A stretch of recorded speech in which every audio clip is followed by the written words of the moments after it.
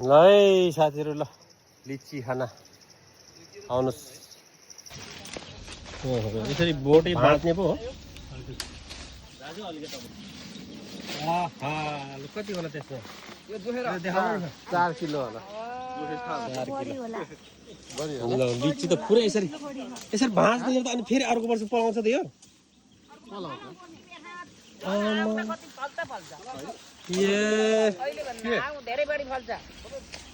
ल लिची बगैँचामा चाहिँ लिची यसरी फटाफट लिची यसरी हुँदै रहेछ साथीहरु ल नुवाकोटको लिदुरको लिची यो खुल्ला चाहिँ खुल्ला बेच्ने हो कि के हो यो नि हो खुल्ला नि बेच्ने हो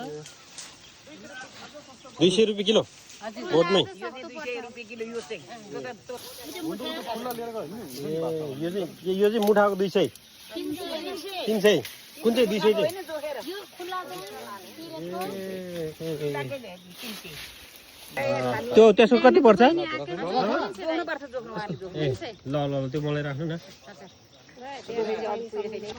एउटा खाएर हेरौँ है एउटा हैन पेटभरि खानु ए पेटभरि खाँदा हुन्छ फ्रीमै हो यहाँ चाहिँ यहाँ आएर किनेपछि नि यहाँ खानलाई नि अब ल कति हो लानलाई तिरी खानलाई फेरि ए लान चाहिँ तिरी खाना चाहिँ फ्री तिरी खाना चाहिँ फ्री लान चाहिँ तिरी ल गजब ल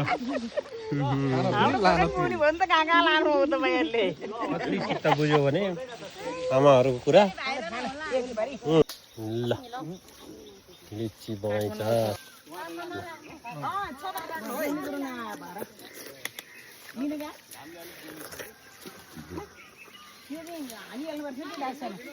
गजब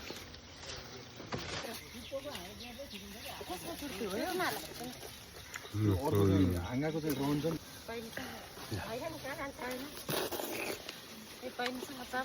ल हेर्नुहोस् साथीहरु ल लिची किन्यो है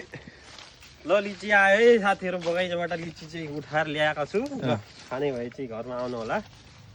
ल हामी चाहिँ लिची बोकेर हिँड्यो